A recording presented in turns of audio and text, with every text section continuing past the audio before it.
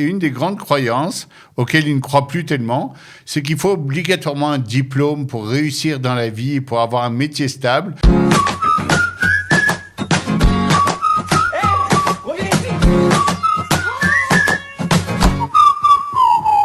Bonjour à tous, nous sommes dans un monde qui change. Les métiers qui existent aujourd'hui n'existeront pas obligatoirement demain. Et nos ados ont bien repéré que les choses changent et qu'eux aussi doivent peut-être nous aider à changer nos mentalités ou nos croyances. Et une des grandes croyances auxquelles ils ne croient plus tellement, c'est qu'il faut obligatoirement un diplôme pour réussir dans la vie et pour avoir un métier stable. D'ailleurs, ils ne croient même plus à la notion de métier stable. Le document...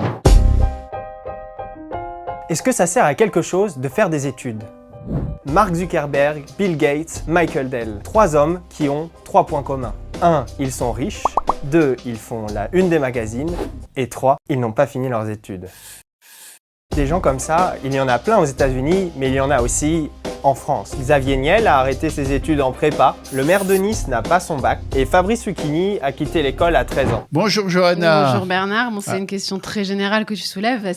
Faut-il faire des études pour réussir dans la vie ? Oui, mais pas seulement. Le monde en évolution, je pense, c'est vraiment aujourd'hui un élément un peu déterminant. Il y a de plus en plus de sondages qui montrent que des dizaines de pourcentages de professions que nous connaissons aujourd'hui vont disparaître un peu comme ont disparu un tas de métiers, comme les vitriers qui se promenaient dans notre enfance dans les rues et qui étaient bien pratiques. Tu appelais ton vitrier quand tu avais une vitre cassée. Et aujourd'hui, on n'en voit plus. Et il y a plein de métiers qu'on connaît aujourd'hui qui ont l'air très, très importants, très stables. Il y a même des petits ados qui disent que prof, peut-être, ça n'existera plus dans 10 ans. Mais donc, dans cette projection-là, ils se sont rendus compte, nos ados, que beaucoup de boîtes de high-tech, par exemple, disent aujourd'hui, rentre chez nous après le bac et on va te former en interne. Après le bac ? Oui, tu pourras rentrer et tu peux gagner tout de suite un salaire assez sympa que tu vas améliorer en faisant des formations internes qui correspondent exactement au caractère de notre boîte. On n'a pas besoin d'un diplôme général, on a besoin que ce soit très bon et très pointu, donc rentre, perds pas 3-4 ans, oui, nous on va te former, le besoin de se spécialiser est de plus en plus aigu. Et de plus en plus aigu, et surtout, ces gosses-là disent « Oh, ça va, on connaît ». Il y a plein de gens, et c'est d'ailleurs pas toujours à tort, qui étudient un tas de choses à l'université qui ne vont pas obligatoirement leur servir demain. Pire que ça, on voit beaucoup de gens qui commencent, qui apprennent même un métier, qui commencent 1 an ou 2, puis ça leur plaît plus, ils vont faire autre chose. Ils vont faire d'autres études et donc nos enfants nous disent papa, toi qui n'es pas de la génération obligatoirement Instagram et tous les trucs, tu ne te rends pas compte du changement qui est beaucoup plus important que ce que tu crois. Et aujourd'hui, moi, j'ai pas peur de pas trouver de travail demain. Je vais m'arranger ou m'adapter. Mais est-ce que c'est les études qui sont plus actuelles ou est-ce que c'est certaines formes d'études ? On peut parler de la différence entre le monde académique et les études qui sont très orientées je pense que c'est une différence sur laquelle ça vaut le coup, oui, de perdre 2-3 minutes. De s'attarder un tout petit peu parce qu'effectivement, aujourd'hui, les universités sont assez d'accord. Dans plein de branches universitaires, on n'apprend pas un métier. On apprend, on obtient des connaissances. Et les connaissances ne vont pas obligatoirement être celles dont vous allez avoir besoin dans votre boulot de tous les jours. Nos jeunes ont bien repéré cette différence-là et disent « mais c'est dommage, je pourrais commencer vraiment à travailler assez tôt, être formé en interne, être tout à fait performant dans ma boîte et pouvoir grimper demain. Pourquoi j'ai besoin de perdre 3 ans, 4 ans, 5 ans, des fois, pour rien, quoi. Et puis, je veux mettre de l'argent de côté. C'est une question sur la culture générale, de manière générale, parce que en fait, on est en train d'assister au fait que les sections professionnelles, avant, quand on allait au bac pro, c'était parce qu'on n'y arrivait pas.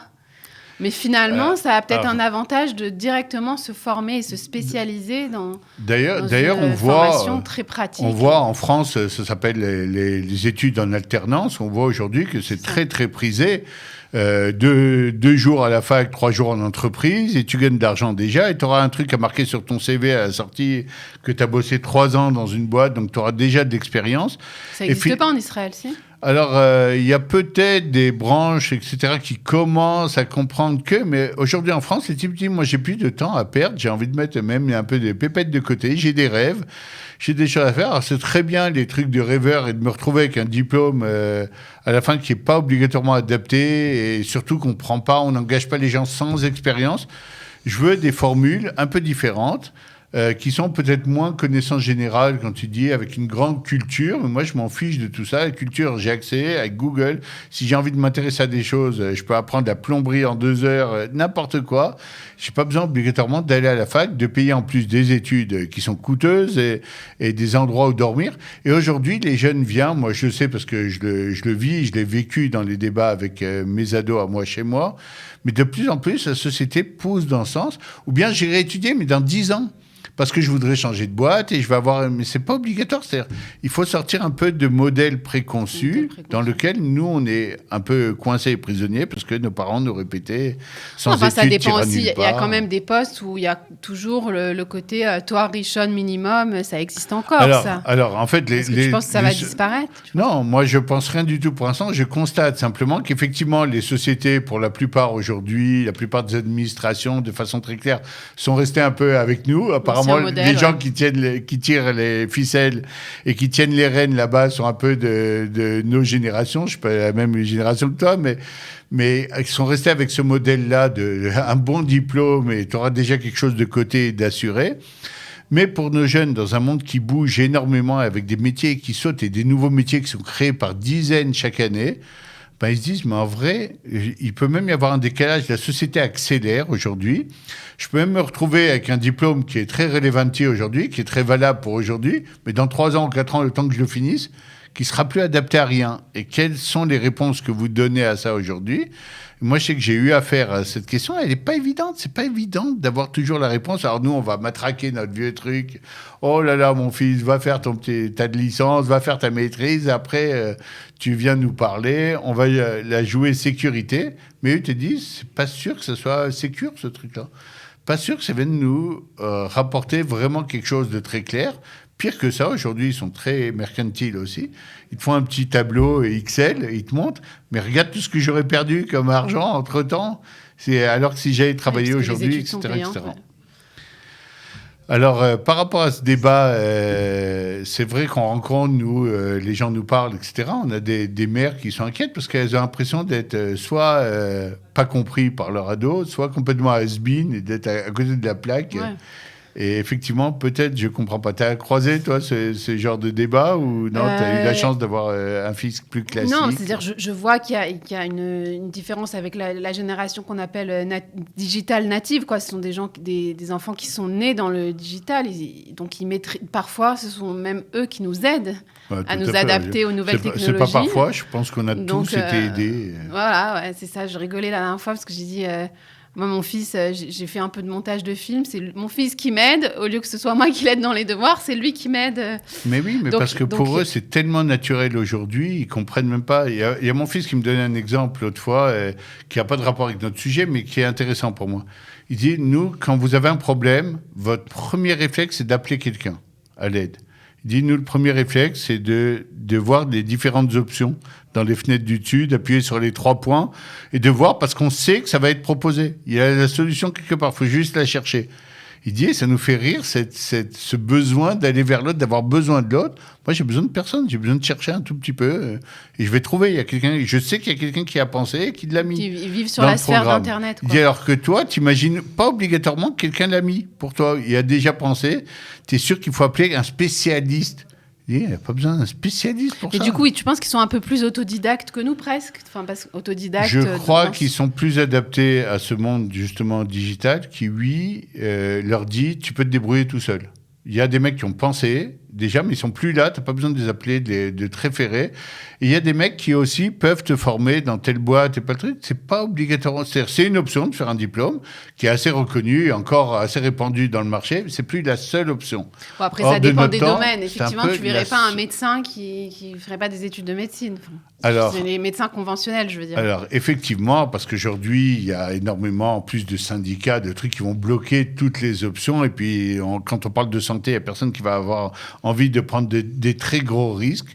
Mais les boîtes, par exemple, qui, elles, sont en train de s'entre-déchirer pour essayer d'avoir les meilleurs bonhommes, se disent, si on attend la fin des études, le type a 3 ans ou 4 ans l'autre boîte pour étudier. Moi, je vais prendre un gosse qui est peut-être même pas prometteur obligatoirement aujourd'hui. Je vais m'en occuper, je vais le former, mais j'ai assuré ma relève de demain. Je vais le couvrir de bons avantages. Moi, je connaissais un type qui travaillait à la TACA à Virit. sans aucune formation. Après le bac, on le prend dans les industries de l'armée, etc. Et on dit, l'important, c'est de l'avoir sous la main. On a un bonhomme. On va le former, on va lui expliquer, il va comprendre. Et puis, il a un cerveau aujourd'hui digital qui lui permet de s'adapter des fois beaucoup plus vite à des situations. Ça fait rêver qu'il y ait un rapport, une mise en rapport entre le monde de l'entreprise et le monde de l'école. Ouais. Parce que je pense que même l'école, elle reste très, très générale. Et puis après, aujourd'hui, les entreprises, quand, par exemple, on va vous dire il manque 2000 ingénieurs quelque part, pour une société, ça bloque tous les trucs de développement. Donc, le jeu, c'est comment j'attrape les jeunes prometteurs un tout petit peu le plus tôt possible et comment je les bloque pour pas qu'ils passent de société en société, parce qu'on sait que nos jeunes ont aussi la bougeotte et vont aller au plus offrant et tout. Et donc, cette formation continue avec des contrats signés où je m'engage, etc., permet de les bloquer quelques années, des années dont ont besoin les sociétés pour se développer.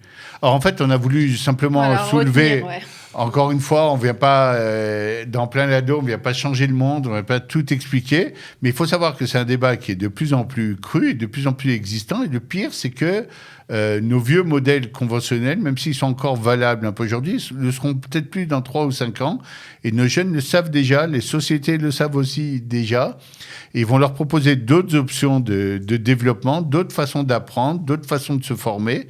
Et il faut être un peu à l'affût pour essayer de ne pas être has-been et de répéter nos vieux trucs. De ne pas avoir peur du changement, qui finalement pas avoir peur du changement et surtout comprendre ce qui se passe, parce qu'on n'est pas obligatoirement au fait, dans la mesure où plus personne ne nous cherche à nous et ne chasse nos têtes. Donc on ne comprend pas obligatoirement notre ado. Ça peut être même source de conflit, justement, parce que on n'a pas été assez à l'écoute, on n'a pas assez compris. Et notre jeune, au bout d'un moment, il renonce en disant, ils ne comprennent pas du tout ce qui se passe. Et lui, il le sait parce que oui, des fois, il est chassé. Moi, j'ai entendu parler d'une conférence d'une grosse boîte qui allait dans un lycée de terminale et qui commençait vraiment déjà à débaucher les gens sans savoir du tout ce qu'ils avaient donné, quelle formation. Et le gosse se sent valorisé, recherché, donc il est content. Et quand il vient t'en parler, tu te dis... Ah, écoute, fais un bon diplôme, après on verra. Et il dit, il comprend rien, c'est la boîte qui m'a parlé de ça et tout. Donc, restez les pieds bien sur terre et venez, on reste un peu connectés à la réalité. On a juste voulu soulever un peu le sujet et peut-être qu'un jour, on le traitera aussi avec des gens qui sont vraiment de l'entreprise et tout, pour en savoir un peu plus. Merci de nous avoir suivis. Merci, Johanna, d'être avec moi. Bernard, et merci à vous de nous suivre chaque semaine dans Plein Lado. Au revoir.